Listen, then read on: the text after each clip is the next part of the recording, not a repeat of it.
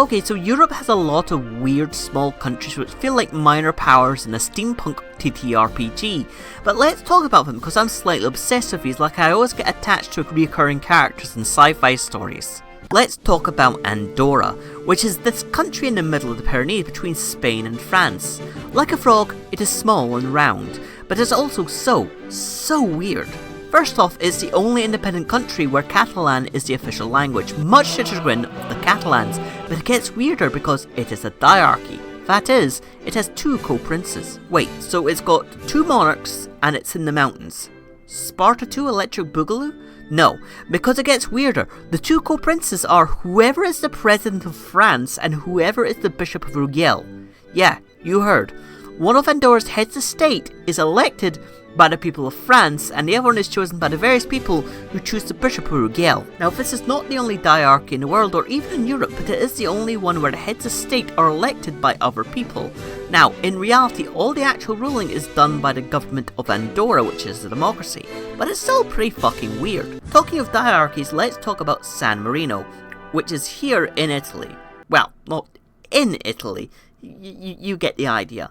How did this happen? Well, it sort of went down like this. The Italian Revolution was happening, and they were swallowing up all the kingdoms and states that existed before modern Italy happened, and then they got to San Marino and were like, yo, San Marino, you're the oldest republic in the world. Big respect, you're cool, we like you, we'll leave you alone. Yeah, that happened. Also, yes, San Marino is the oldest republic in the world, founded in 301, after St. Marianus fled there to hide from Diocletian with a load of other people joining him, thus making San Marino. It is also a diarchy like Andorra, but unlike Andorra, its captains regent are appointed every 6 months. Yeah, you heard. They're appointed by the parliament, but still, as a result, they've had the most female heads of state of any country in the world, with her first being in 1981. You know where you won't see any female heads of state? The Vatican City, which is the weirdest country on this list, and we haven't even got to Monaco yet. First off, the Vatican is small. How small? This circle is the area of the Vatican superimposed over Holyrood Park. Yeah, so how did this happen?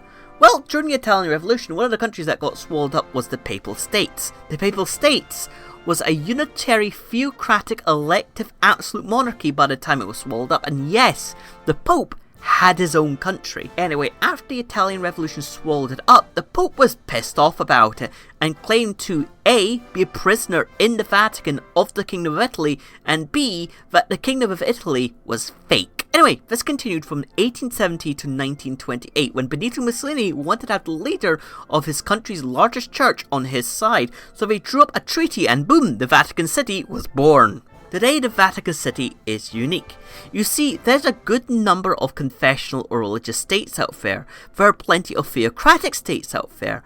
But none of them are actually owned and run by the religious organization which they follow.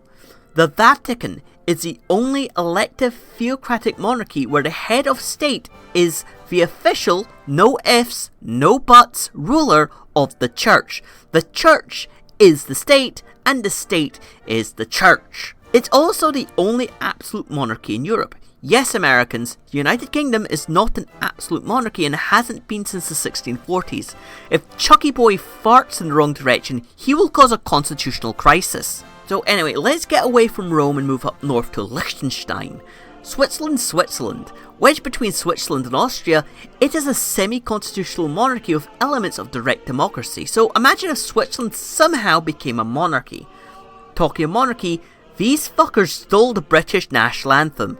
Yes, you heard. They changed the lyrics, but it's the exact same tune with a different name, which must make the few times England plays Liechtenstein in any sport confusing. Also, Switzerland accidentally invaded Liechtenstein thrice. How do you accidentally invade a country? Well, basically by getting lost. Also, they accidentally hit Liechtenstein with weapons twice. Hey Switzerland, are you planning on calling up your militia for a special military operation? I know you have a lot of pent-up anger. And finally, let's talk about Monaco. Let's imagine the city of Dubai, not the emirate, just the city, was a lot smaller and declared independence. That's Monaco.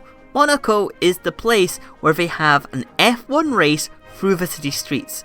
Monaco is the place where, up until her death in 1982, Grace fucking Kelly was the princess consort. Monaco is small enough to fit in Holyrood Park. Yes, you heard, and they hold F1 races there, which is impressive.